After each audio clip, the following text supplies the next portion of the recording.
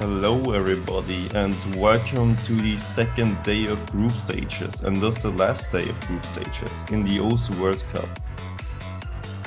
Right now we do have all the players ready and it's going to be South Korea versus Russia, and commentating this match is going to be me on GeForce and later joined by C-Shot.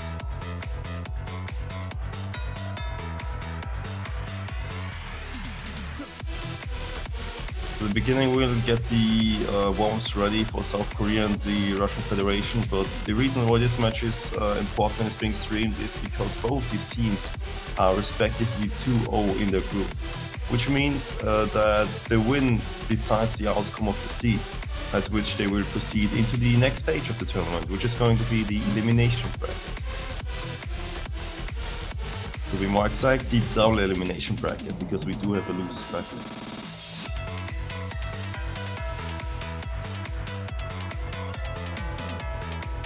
Yeah, so alongside the South Korea versus Russian Federation match, we also have Finland versus New Zealand, and we also have Australia versus Greece.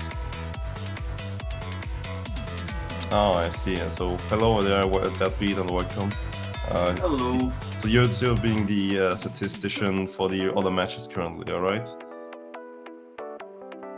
I'm really looking forward to this New Zealand match. Right, for any information of the matches which are in parallel, either listen to the stream and hear a wonderful Deadbeat talking, or look at the chats and there are plenty of MP links there, or there's also a stats Google Docs where you always also find the MP links if you're interested in the other matches.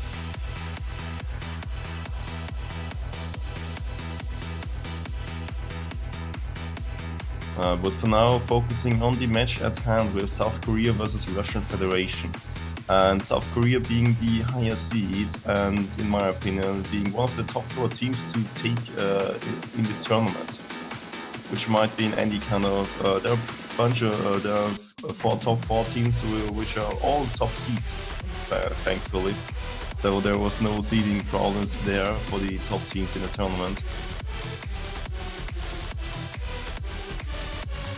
But South Korea is really scary because last year actually they might not have looked that scary because of lacking a few members and just not having too many quality players all around. They did have some really good players, but they aren't on the level of this year's.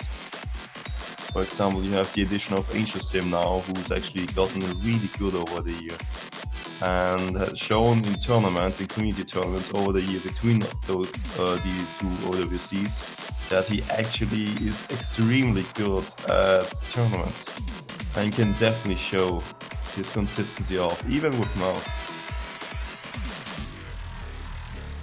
But on the other side, we do have new fresh bloods like Tyrolas and Lavares coming into for the Korean team and showing that they're actually really good and have also improved over the year. Also, one of the older fan favorites, Netta, who's part of the Burst Limit team in community tournaments, one of the more popular teams. Was the captain of that team and is going to help out in for South Korea in this World Cup as well. But let's not forget the other side, the Russian side of the things. We have Kurt, Shakboy, Shiavas and Ant Berlin. A lot of these Russian players also have plenty of experiences in tournament, community tournaments, and Shiavas especially has shown really good performances. Yeah, the Russian Federation team is looking pretty good this year. Indeed, and I definitely met these Russians a few times at tournaments, and they're not to be taken too lightly. They might not be extremely overwhelming as some other players, like for example facing, I don't know, 4 Angel Sims or 4 HVIX, but they are definitely up there in terms of scariness in tournaments. They do have the potential to see every map, and that alone is scary enough. And then they do so consistently, with good accuracy.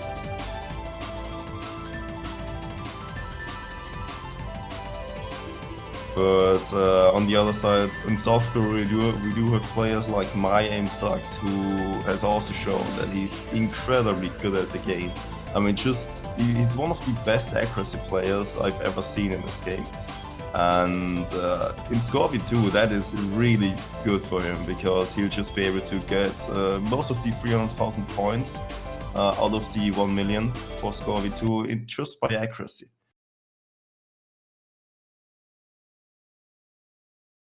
And the first warp is going to start. And it also looks like we have Zetrod here, I believe. Hello, how's everybody doing? And apologize if I sound a little bit on the strange side. Not sure if my mic settings are good. Welcome, Cedric. How are you now? In this wonderful night. Wonderful night or lovely morning, depending on where you're at. I am ready for the matches that we have today. Day 2. Well, I guess technically Day 2 started a little bit ago. If you guys were here for our earlier match, it was just an hour block. But if not, definitely check out the VOD for it. And this is a pretty interesting first warm-up here that we're seeing. Our players are bright and bushy-tailed, ready for this match. Indeed, and it'll be one heck of the match, because it's a first seed against a second seed on the group stage map pool, which both these teams have shown that they're capable of playing really well.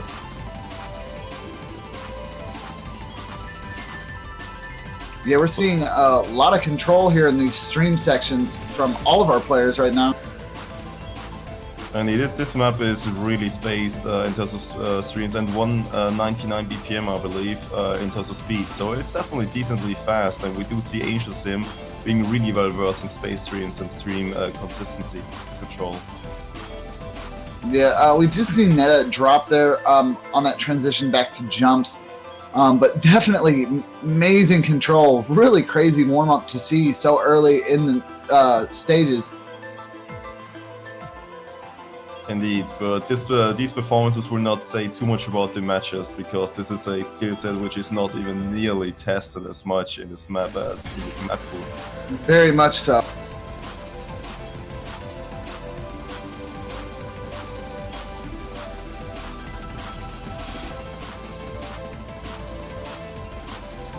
Most of these players will really have to stream out 200 BPM in the first double time pick. Yeah, it definitely looks like Kurt is having some issues there. The drain on this warm-up, it is absolutely ridiculous.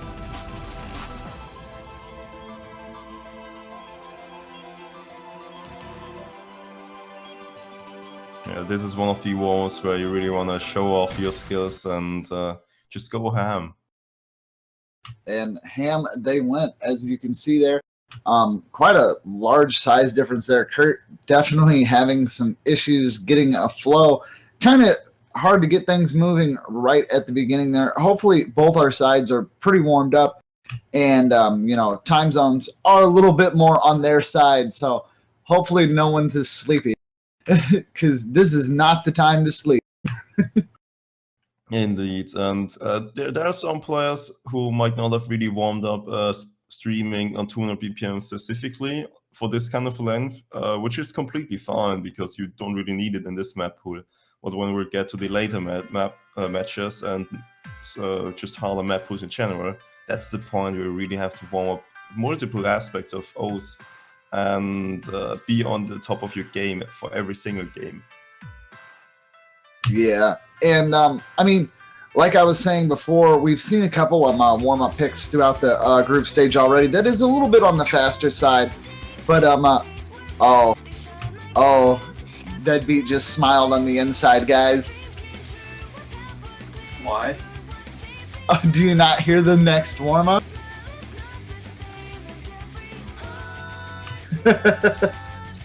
It looks like they're gonna go ahead and be playing Die for the next warm-up. I wonder what that could be from,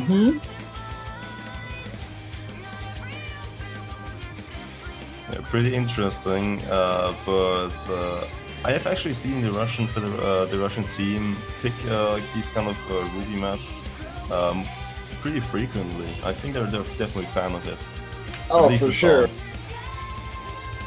Well, I love the maps for a lot of the Ruby songs as well. They're usually pretty fun.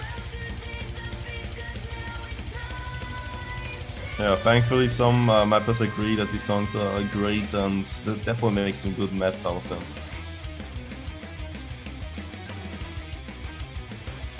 But I believe this is going to be another one of these picks where we test the players' skills on a really high level, except for warming up properly.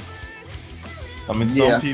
some people actually warm up this way by going and playing really hard CF7 star maps to be able to be warmed up for like 5 or 6 star maps. Yeah. Which is completely fine. But then there are other people who slowly, gradually step up the game when warming up. Yeah, and like I said before, when you're warming up on stuff that's a lot higher than what you're actually going to be playing, it definitely helps for snapping. It helps for jump ability, but at the same time, it can be bad for players that are used to doing like a gradual climb, as you said.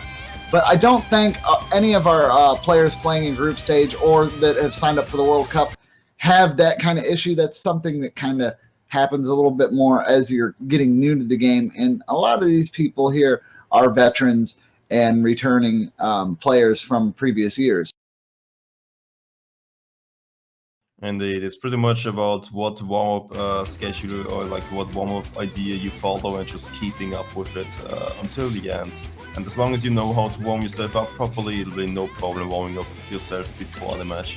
Because if you actually use these 2 warm-up maps in the tournament match to warm up, then that's not really the best idea ever, because you need more than 2 maps to warm up properly. That's just a fact.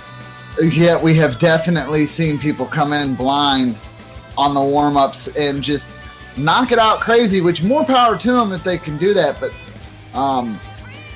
it definitely takes a very skilled individual to pull something off like that. Looking at the gameplay right now, though, it looks like everybody's holding pretty consistently with this warm-up.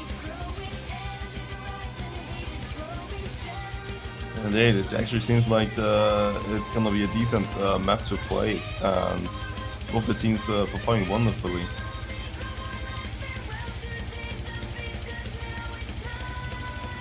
Lots of string control into controlled jumps there.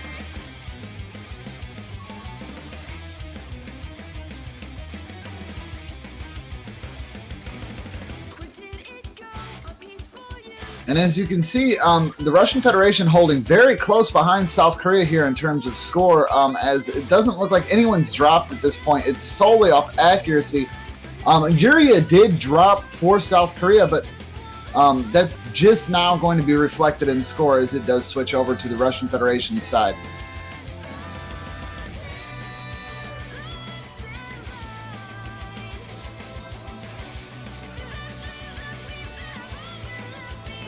And I just noticed that Fallen is actually in the lobby for the Russian Federation team, another really good Russian tournament player from what I've seen over the years. Yeah, very consistent too. Like in just like turnout of tournaments. Fallen's been around for quite some time, so that's good to see. Hopefully, we'll be able to see a little bit more of the team swap roster this time. So far during the group stage, one thing I have noticed is you haven't seen as many substitutions. I don't know if that's just because the teams have really strong rosters this year, or if it's just that it's not a point in the tournament where they need to strategically start switching out players just for specific maps. Yeah, it's currently in this type of group stage. It's not as important to swap out the players except for really extreme skill sets which you are not used to playing nowadays, which is for example a push at 8. That's one of the skill sets which only specific players can do because they did practice it. But the mini substitutions aren't really that important in the group stage because it's more the group stages are about the player being good enough to see and then adding the control of nerves on top of that. And if you have someone who's really good at DT but can play hard rock decently, but is really consistent, you're gonna put him in for hard rock instead of the hard rock main who's really nervous. Yeah, very much so. And like it's interesting to see like some of the lower seed teams will do the strategic moves in group stage, but when you see our higher seed teams and teams that are like very comfortable in the tournament scene. In group stage, you don't see as many swap outs unless they're just trying to make sure that every player plays. Indeed. Well, looking at these scores, interesting with the only FC. A few misses at the end, unfortunately, but that is going to conclude the second warm-up, going into the overhead of every tournament match, which is rolling and banning and then first picking. Yeah, it looks like Kurt got a whopping 11 points. It's alright, even the USA lost against something like that with a roll of 5. Oh, So man. there's always a chance. There's always a chance. Oh, man. Blumenkranz is just not getting any type of love. Well, it's getting a lot of ban love. Indeed. The most unfortunate thing is that most teams do have a few players who can definitely perform really well on it, but the problem is with the map is that you just feel unsafe if you do not have a 4-man lineup who are really good and comfortable on the pick. If you only have 3 or 2 people comfortable on it, it might be a bit of a coin toss. Yeah, very much so.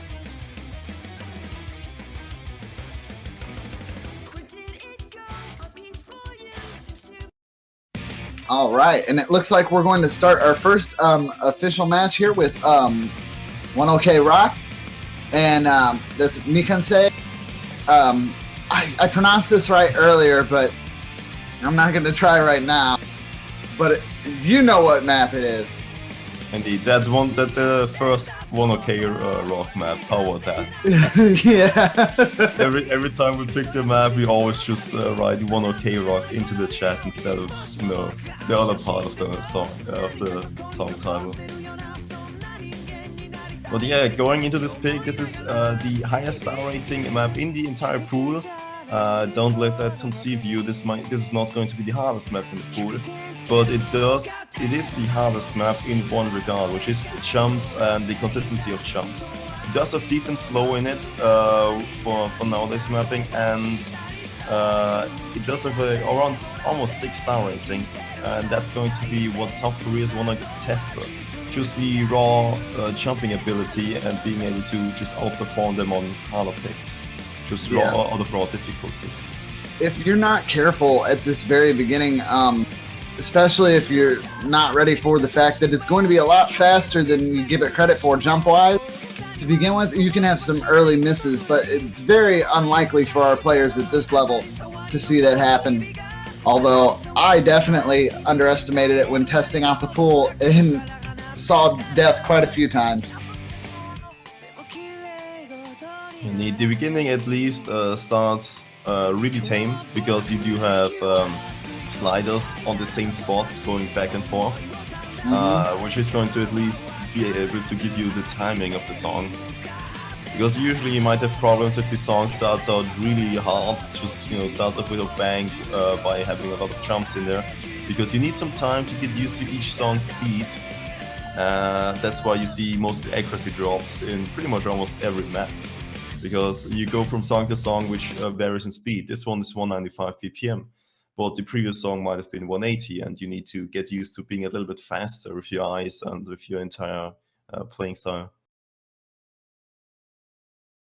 Yeah, this one is fun to watch though. Definitely be on the lookout, as you can see that we might see some drops at the beginning if they're not ready, but it looks like everybody's had some good practice with this one already, being day 2 into group stage. So Indeed.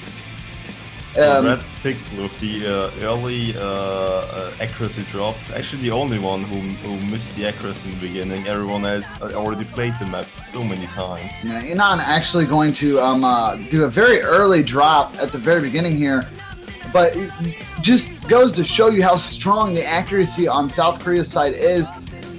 He's not really feeling any damage from that drop early on here. Now it might be more apparent as we go further, but they still have the lead on just raw accuracy at the moment.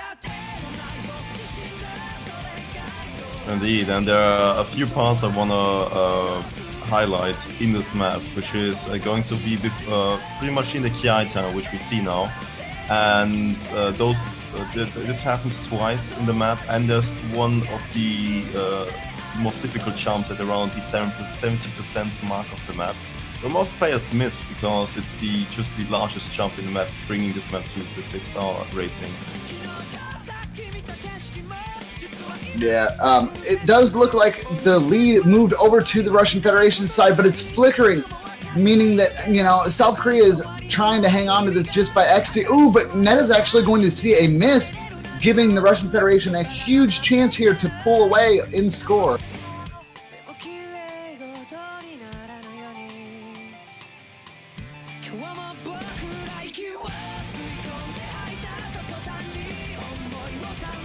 So even though the accuracy might not be on the same level as South Korea's here, the consistency, if they could just hang on to it, they've got this one. Yeah, it was actually pretty interesting to pick this against the Russian Federation because they're also incredibly consistent on these kind of maps.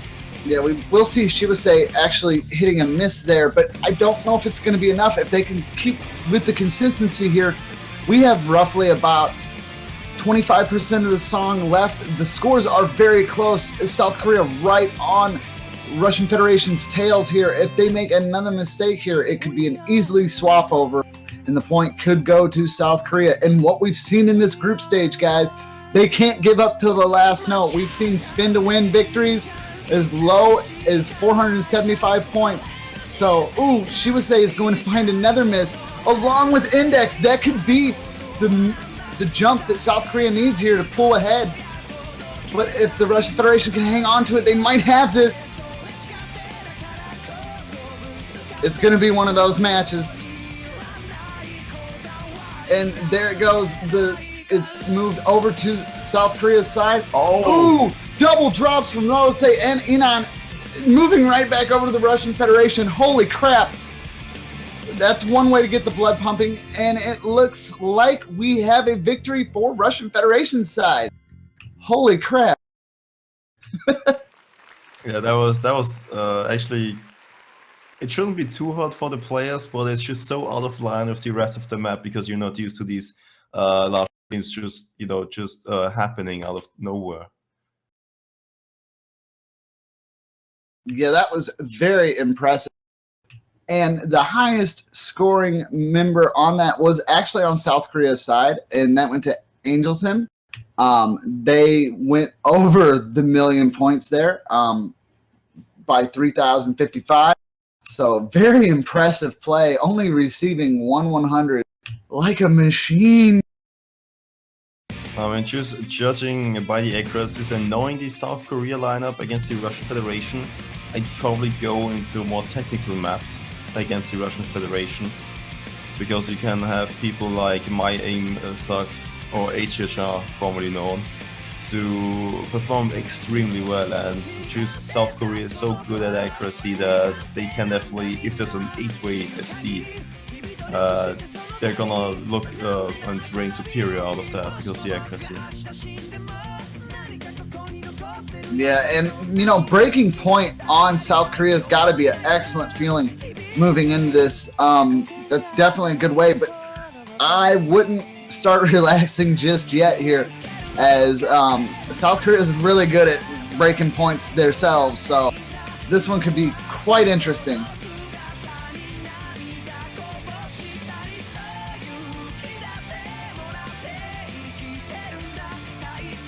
Indeed, I think this is one of the matches where we can actually see a bunch of different mods being picked, because if you really want to win this, you must have prepared a lot of these things. And hidden might actually be a possibility, but I think they're actually going for hard rock. They're actually going for hidden. Oh man, I love this second hidden pick. While we haven't seen too much love for Blumenkon, we have seen a lot of love for Cotonal Clinic, and this is a really fun map. Like, I wouldn't say it's very difficult, but you do have to pay attention. And this one's not so much about reading as quickly as possible, but taking your time and understanding how some of the patterns are going to appear. There's two major patterns in this one for us that really can trip up players, I feel, and one of them is that rotation pattern up at the top left corner. You'll definitely know what I'm talking about when you see it. Yeah, I see what you mean. And the second one, what do you feel is the second one, Citrus? And I feel like the second major section where you might mess up isn't something that's really necessarily hard, but there's a section later on in the map where it's just simple up and down movements. But there's a couple just slight variant changes that if you're not paying attention to with Hidden, there goes a miss. Indeed. I think actually the corner at the top left is gonna be okay as long as you're used to playing Hidden. Yeah. But the most difficult aspect, I believe, in this map is actually going to be the fact that it's approached at 8.8, added to the fact that it's 150 BPM, which means a BPM range you usually don't play, and if you play, then in various circumstances and special map styles, this is pretty much just an easy 150 BPM map. And that's why those two factors together brings me to believe that also the repeat sliders, the fast ones, there's like 2 repeat sliders and then a node afterwards. It's a really tough point of the map because you need to be on point with your time. Yeah. If you're not, then you easily slide. There are some other parts that are like a little bit bursty with it being an awkward BPM, like you said. It's not really fast, but you feel like it kind of gets fast, so there's false speed ups, I feel like. And if you're not paying attention to the actual approach end, and being 8.8 is a little bit on the outer side, most people are used to seeing them pop in and disappear really quick. But I feel like this one's just all about taking your time and just trying to read it, because Hidden is readable. So just taking your time and trying to read it as best as possible. But I also agree with the notion of the back and forth jumps tripped up so many players already. Yeah, and it's just because, you get into it and you start moving a little bit faster than you really should be. Because as you said, this one's kind of just a chill jam, in all honesty. Indeed. But the patterns are a little bit unusual for today's mapping, I'd say, because of all the, just the range of patterns which are used in this map and the repeat sliders. Yeah, very much so. It's definitely a little bit different from the current meta, as you'd call it, but definitely interesting to watch. But thankfully, the back and forth jumps, which are a problem, are only gonna be part of the second half of the map. Yeah, it looks like everybody's holding pretty well here. It's looking like this is mostly an accuracy battle at this moment. And that's something you really don't want to get into with South Korea. Accuracy battles are usually not a good thing for you.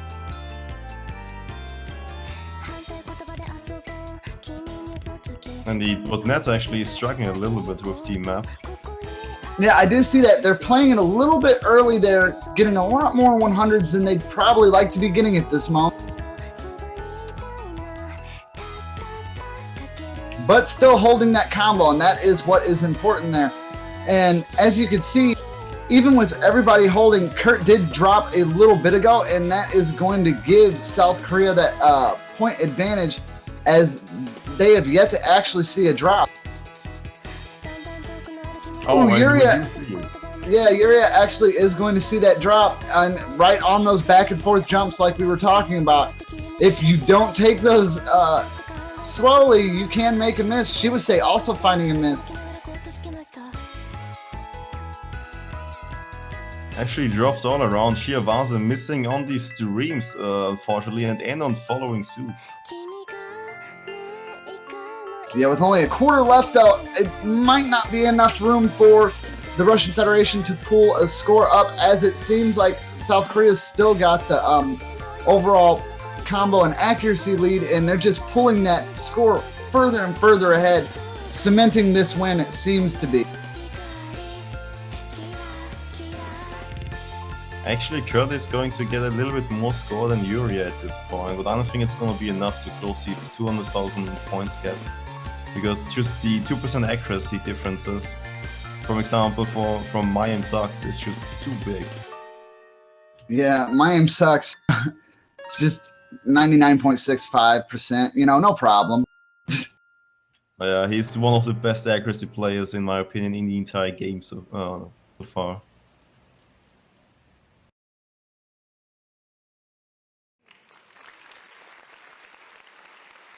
I mean, just look at it. I think that's a 92 unstable rate. That is ridiculous. Definitely going to be the highest scoring player on the entire map with my aim sucks. Indeed. Just blowing it out of the water there. Very impressive play. Indeed, some players might actually say that him having a 92 unstable rate might not be too good for his standards, at least, or like for a general standard, which is true to some extent. But there are multiple factors coming in, and one of them is that actually it's a tournament setting, and when you're playing in single player and trying to get really good PP scores, you can at least retry, so you can focus a lot more on the accuracy to get that one run with the amazing accuracy for the maximum PP. That's just a play style in single player. In tournaments, sometimes players are going to have to sacrifice a little bit of accuracy for consistency. They have to focus more on their aim hand and coordination to do it perfectly, because you only have one shot at the map. Yeah, and it looks like the next map that we will be playing is Altail, and we've seen this one to be quite fun and quite a popular pick in group stage. This map has lots of streams, decent flow patterns for it, so I don't see this one being too much of an issue for either side here. So this is definitely going to boil down to a type of accuracy battle. Indeed, that's what I would expect, as long as nobody is dropping up, which I believe players of this caliber shouldn't necessarily have problems with this map in particular, at least the beginning, where it's just 180 BPM streams. There might be a little bit of some accuracy drops at the weird sliders at the beginning, which look like flower petals, but that's just gonna be the nature of the song. But I believe some key points, breaking points, are gonna be around the end of the map, where the map changes from 180 BPM streams to actually 1/3 those, well, a 1/3 time signature, which means it's not a single tap and it's not really a stream, it's something in between. Yeah, it's more of like, I guess you'd consider it, if you were playing DDR or something, to be like a gallop pattern in an extent. Gallops are usually like 1/3, 1/6 Indeed, yeah. bumps. But that being said, we haven't really seen too bad of a transition. Like when it jumps to that transition, we haven't seen too many people lose accuracy. In terms of fluke misses, like you said, fours at the beginning with the flower petal jumps, you might see a drop there. Call it up to like nervous tension or just not being prepared, but usually that's not going to make or break anybody. Indeed, because we've actually seen plenty of people mess up at the stream part. We do have some streams followed by some kick sliders, which are pretty much sliders representing a stream, by having the slider beginning and the slider end to kind of be a stream or be two notes in a stream. But you just single tap them. But the transition of streaming to single tapping might throw some people off guard, even though in this case it's actually really easy in terms of spacing. Yeah. All right. It looks like we're going to be getting in this next one right now. Indeed. This map features so many elements which all of these players are used to by playing some drum and bass songs, which are ranked.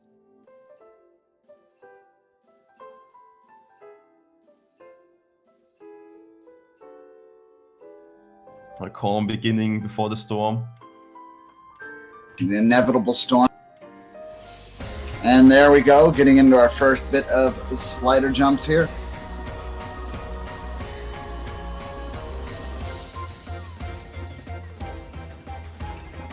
A few accuracy drops, but the streams are going to start and they're getting worse and worse by the time it goes on. Angel Sim, you know, just chilling at the 100%, like, no biggie. And so is my aim sucks. Now one can argue that his aim would suck, but that doesn't seem to be the problem at all. Indeed, but it might suck relatively to other top players, for example, who are more aim-centric. All right, and as we get further into this, absolutely crazy that Angel Sim and My Aim Sucks both still holding that double S. Machines, I tell you. But I believe Angel Sim is gonna break the double S on the 1/3 part. Oh, but My Aim Sucks just broke his double S on the slider. Oh no. Now we will see a slight miss from Shockwave that happened a little bit earlier. As you can see, their combo is not at the full combo mark like the rest of the players. Now that could prove to hurt the Russian Federation here, but we've still got a little bit of map. Accuracy-wise, you know, they're doing pretty decent, but it's just not enough consistency to be able to get on South Korea's level here, as they have not broke yet, and that score continues to jump and jump, even with there being like 15% of the song left. I do not believe that they'll be able to pull back here. This is the cooldown section, and really they've gotten this in the bag. They managed to maintain it. We're going to see a 4-way team full combo on South Korea's side, and oh, Angel Sim being really gutsy there, spinning around. Well, there's no real risk there, because even if he misses, he won't die, and there's no way to make up for the point difference. Very true.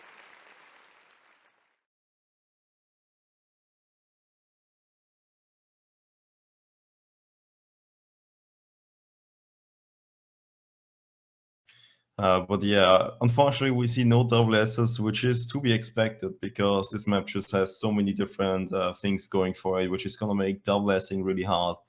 The ending especially, because you have this really calm section. It's a lot more easy, or it's a lot easier to keep a rhythm on a constant basis, which keeps feeding you notes, than a rhythm which is gonna skip some notes and have notes every few seconds. It's a lot harder to keep a perfect pace in that case. Yeah, speaking of which, another match that's also going on, because remember guys, simultaneously we have Finland versus New Zealand and Austria versus Greece playing as well.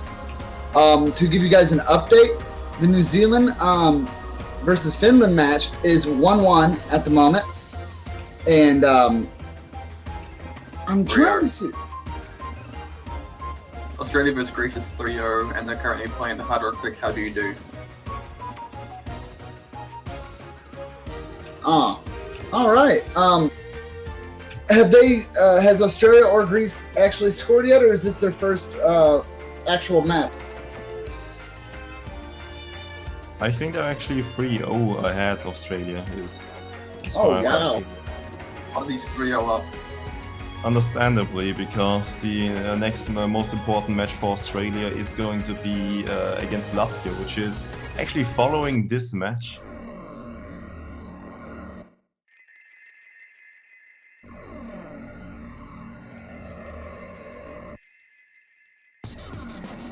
All right, and it looks like Golden Slaughter is going to be our next map here.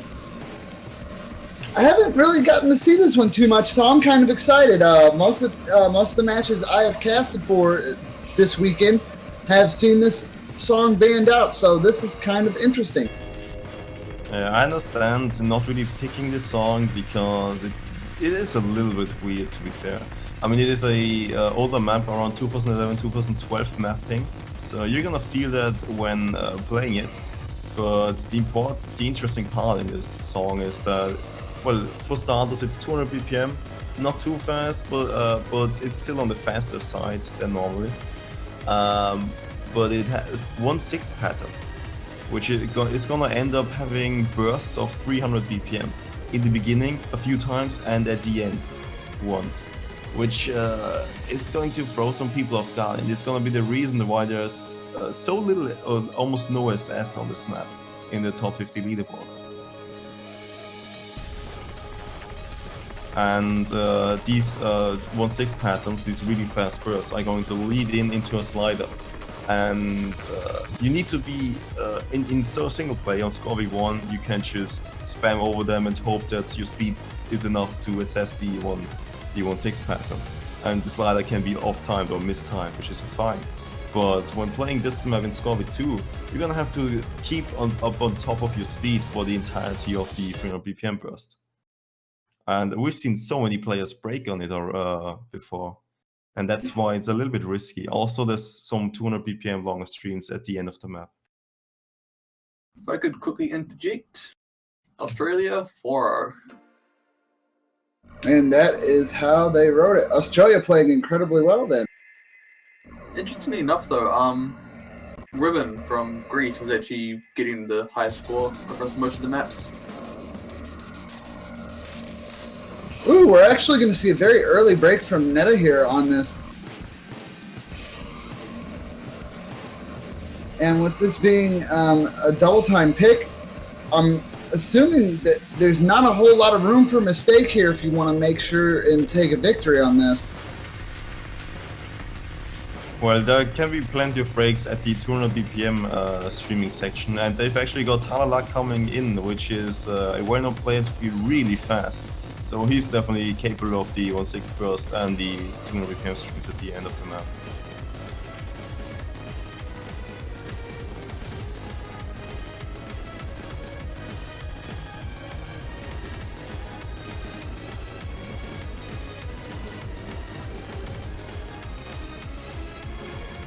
Yeah, it does look like that early bit of combo there is going to give the Russian Federation a slight point advantage, but it is not by much at this moment.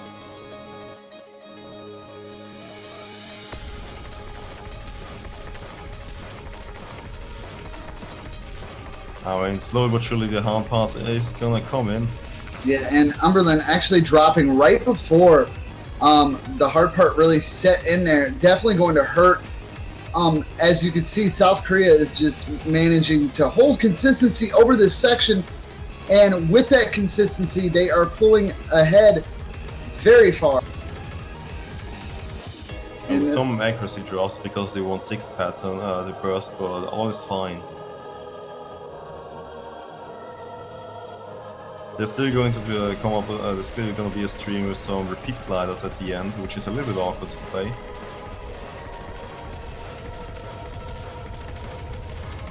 Yeah, we see Umberland finding himself another miss on that very awkward section.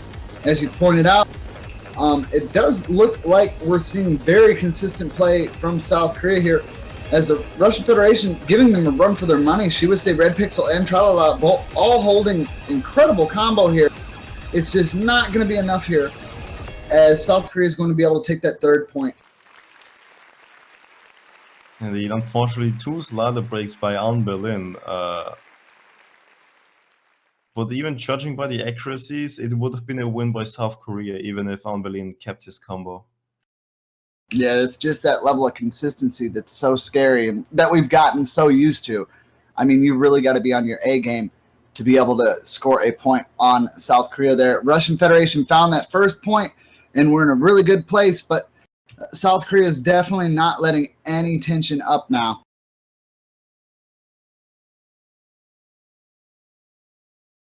Yeah, but it's still anyone's game, and the Russian Federation needs to think of something to pull themselves together.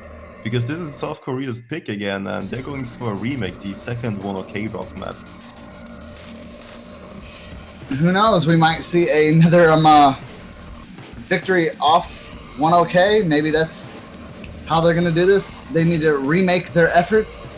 Ha ha ha. Oh lord, the puns are gonna start. That's when I noticed that you've gotten enough coffee and you're slowly waking up.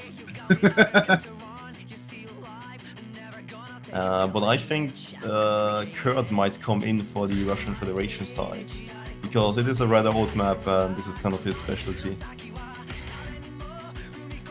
But I can also imagine Index coming in for the Hardrock on this map, but it's a little bit awkward to play, I'd say, because I don't know, the patterns definitely scream, hello, I'm a 2011 map.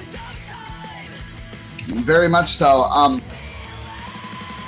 And you know, the thing about older maps is like timing and knowing when to stop, because one thing that wasn't as apparent as it is today is maps weren't exactly always flowy, and even if they were, like, nowadays you've got jump maps. You're kind of ready for what a jump map entails. You know that there's going to be lots of star patterns. You know that the spacing is going to fluctuate.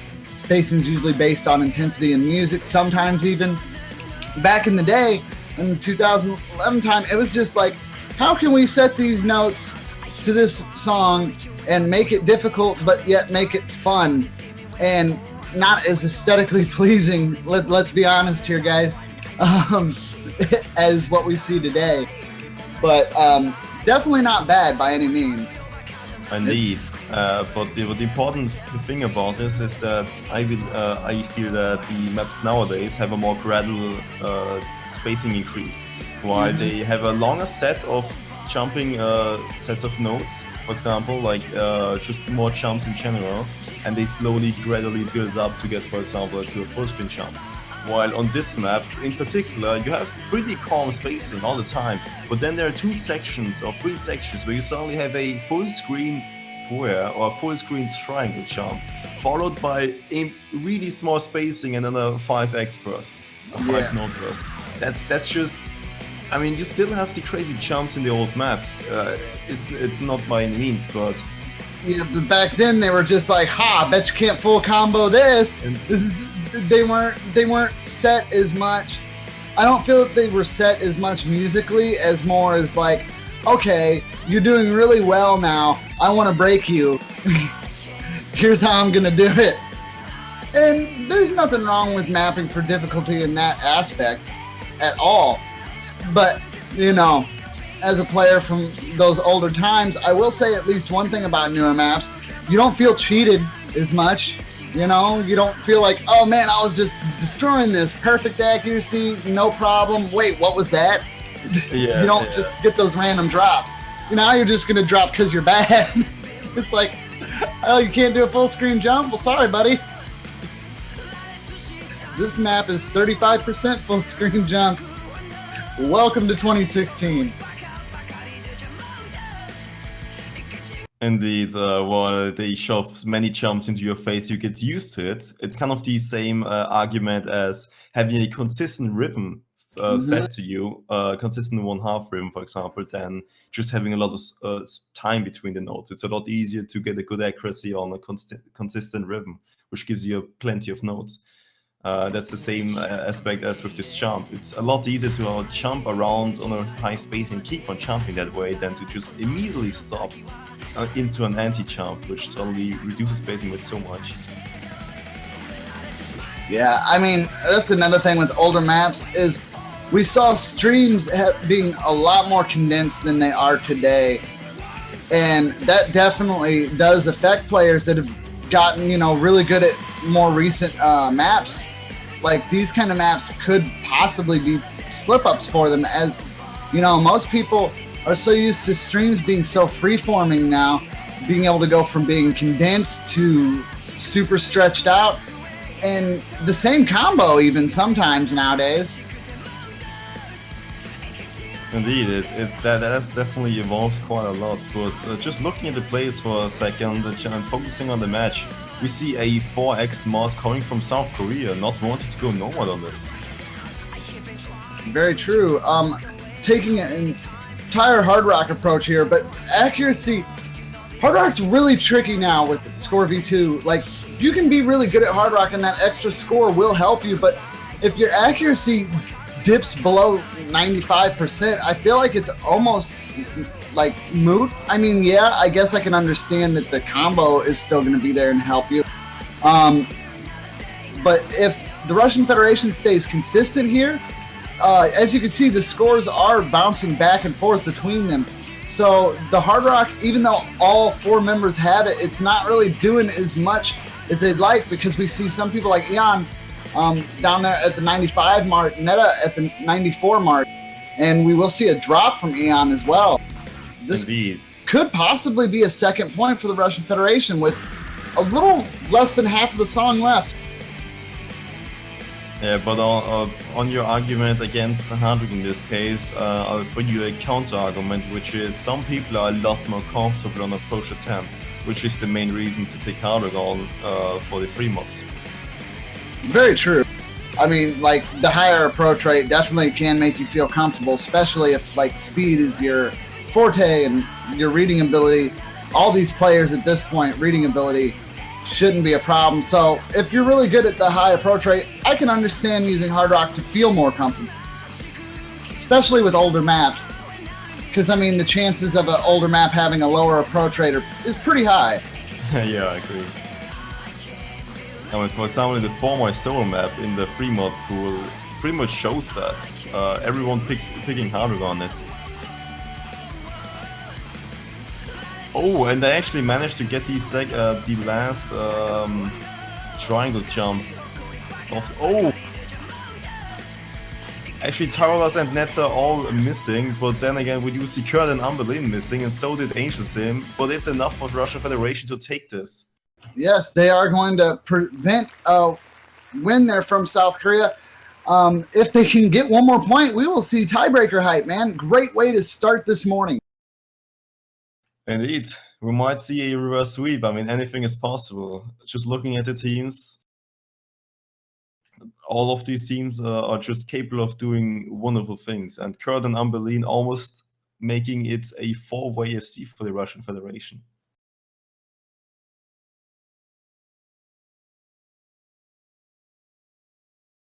Even if it would end up being a tiebreaker, I wouldn't be too sure which team would win. I would say 60-40 for South Korea if it came to the tiebreaker.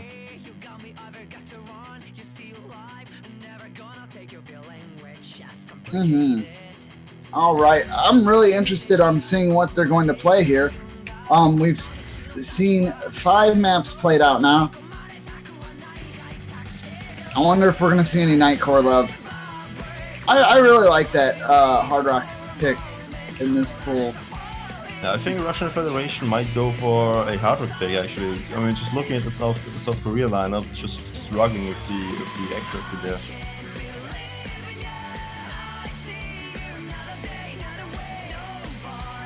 But then again, the Russian side might not have 4 players comfortable with Hard Rock, but only a few which did pick Hard Rock as a mod at the last map.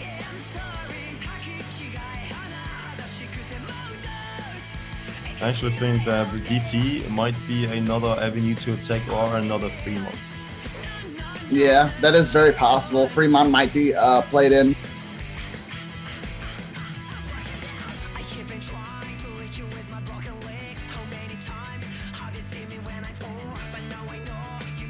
But they're going for another push at 8 map, Taka, on no mod. All right. That's actually, as far as I know, one of the more popular maps, despite it being approach at 8. That just shows that having an approach at 8 map in so many different pools of the tournament is really important, because we do have approach at 8 in no mod, hidden, and free mod. And we did see what happens with the approach at 8 hidden and the Blumenkranz map, which is getting banned all the time. But you only have 1 ban, so you can't ban all the approach at 8 maps. So then you're left with people who want to force you to play approach at 8, which is going to be the snowball. Yeah, I can totally understand that too. And I feel like it's kind of interesting to see so many people, like approach rate 8 is something, like 7, 8, 6, 5. I don't care. I could pretty much play easy mod at this point. Like, low approach rates don't bother me. But I do understand why they bother high-end players, because as someone that's been able to like read 9 and 10, like once you get on a big kick of just like playing nothing but 9 or 10, you go back to 8 and it's like, whoa, this is so slow. And that so slow can make mistakes that you normally wouldn't make happen. And Indeed. Missed timings. And it's just because your body gets, you get muscle memory and reaction time to a specific speed, and then when you're introduced to a speed that you're not used to, hilarity ensues. Indeed, but this goes back to the aspect of you're good at what you keep on playing, and if you just keep on playing your approach at 9 or approach at 10, you're gonna be good at it, no worries, but you're gonna lack in all the other aspects. Same if you just keep on playing double time one-sidedly or just no mod. But going back to this pick, it is going to be Steins Gate, Skyclad, no something, because I don't really want to try my best at pronouncing the map. It's, let's just call it the Approach 8 Nomad pick. And it's 167 BPM, so on the rather slower side. The most interesting aspects of this map, or the patterns, are gonna be back and forth patterns, which are actually on the sides of the screens, contrasting the normal spacing from the map. But I believe all of these players should be comfortable on this Approach 8 map. But so will be the Korea side actually. This is gonna be Russian's pick, and we do see the first miss coming in from Index.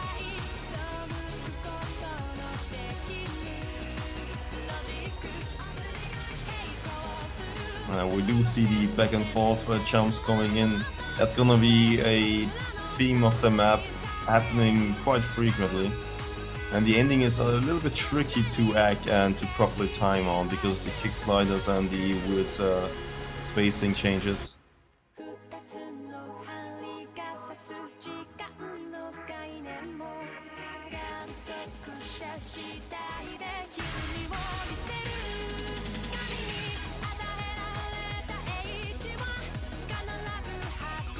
Miss coming in from Neta. He also has a few accuracy draws, but looking at the rest of the Korean lineup, just stellar accuracy throughout. But this might give Russian Federation the time to come back, because Index is building up a big combo. And the accuracies are actually in their favor, and Mayim Sucks and Red Pixel both missing.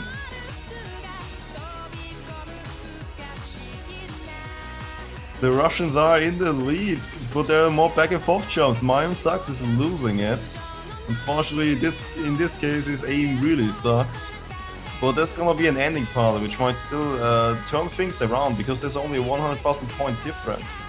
But Neta and Mayim Sucks make it an even bigger difference by missing once again the awkward pattern coming in, the kick sliders, following Red Pixel missing, and Neta as well. But it's gonna be the tiebreaker. A 3-3 tie on the Approach 8 pick against South Korea.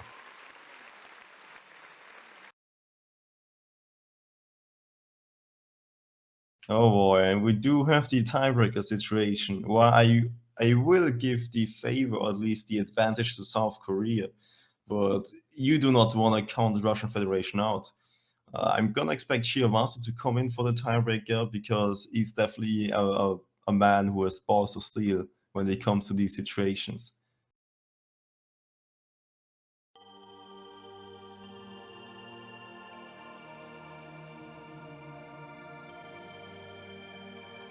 South Korea swapping some players up. Mayim Sucks is definitely gonna stay in here, despite his last performance. Sometimes these fluke misses just happen in tournament settings. Sometimes you just gotta accept that kind of thing, but it doesn't really devalue him as a player, because he'll have plenty of cases. I mean, he showed in the previous maps that he definitely is able to play on this level and a player of this caliber. And the tiebreaker is actually gonna favor him quite well, because Mayim Sucks really likes technical maps, and it's really hard to get accuracy on these maps, but Mayim Sucks is definitely gonna get good accuracy on it.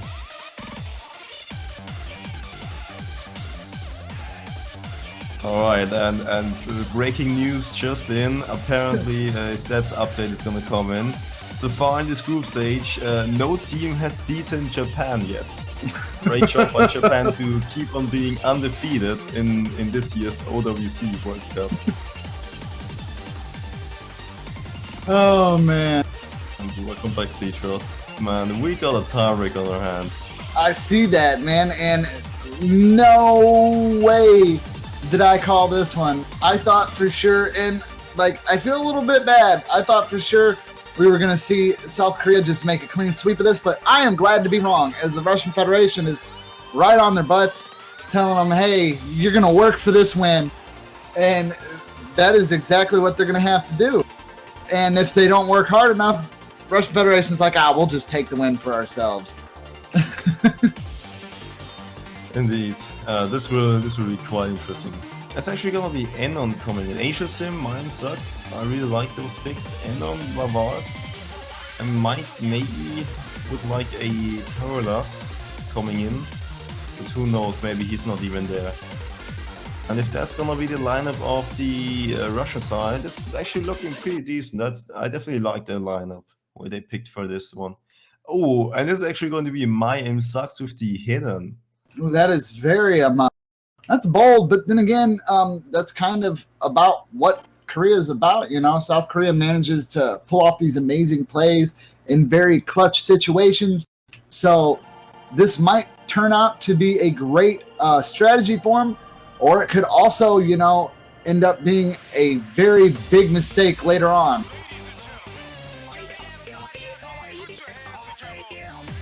Indeed, but Mayim sucks at least. He's really comfortable on the hidden mod. So this wouldn't be really a case of over modding.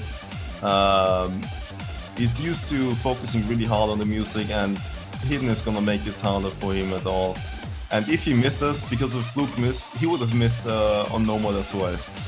Very true. Is really prone to randomly missing because he focuses so much on accuracy and rhythm.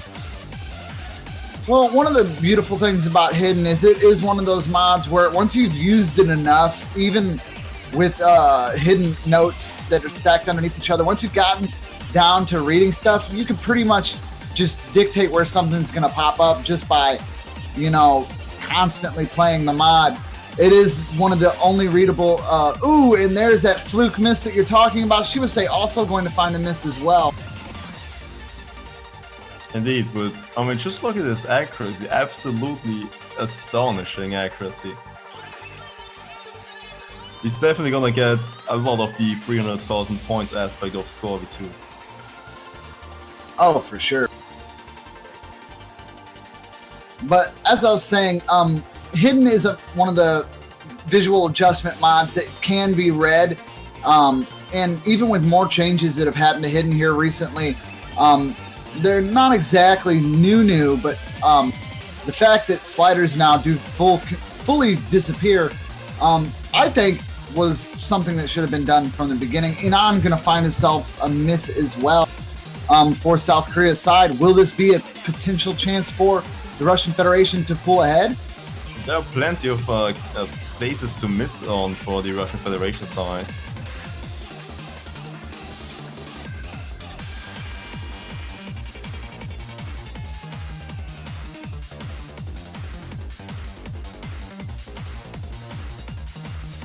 And it does look like the score has pulled if they can stay consistently like this. There's still half a map left, though. This is going to be a very tough battle.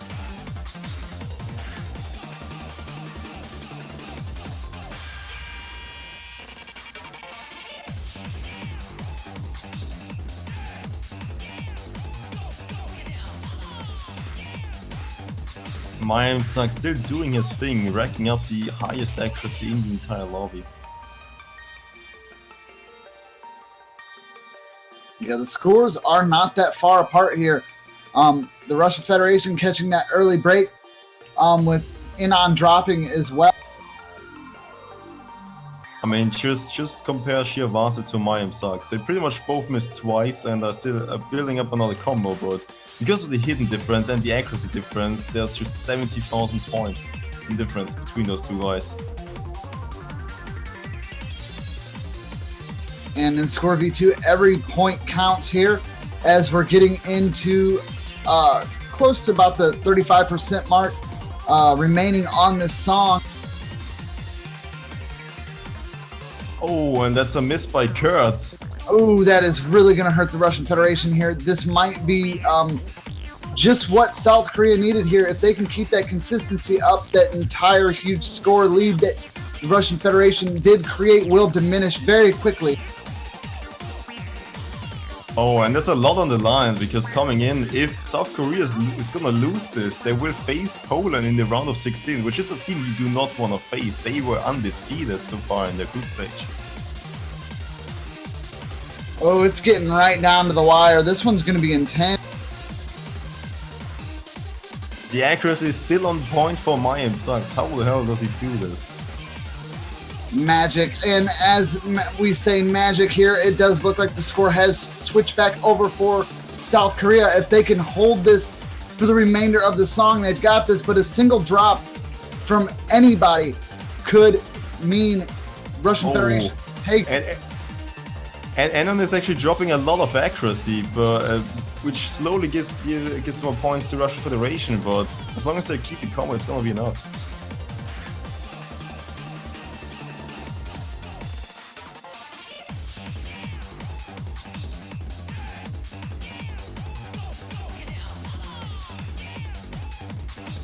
No matter how you look at it, though, this is a very well fought out tiebreaker. And as we get to that last spin here, it is going to be a very clean win for South Korea there, over 120,000 point difference. Pulling that in, very impressive plays from both sides there. And I just want to highlight the Mayhem sucks, the 300s, 150 and 1 miss. Absolutely nuts accuracy. If it weren't for the miss and adding the hidden on top of that, that's just absolutely nuts.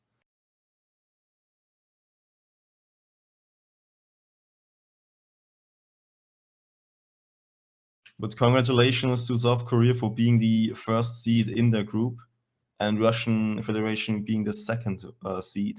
There's not going to be any changes because they all won their respective matches already. So it will be Russian Federation against Poland in the round of 16. Oh man.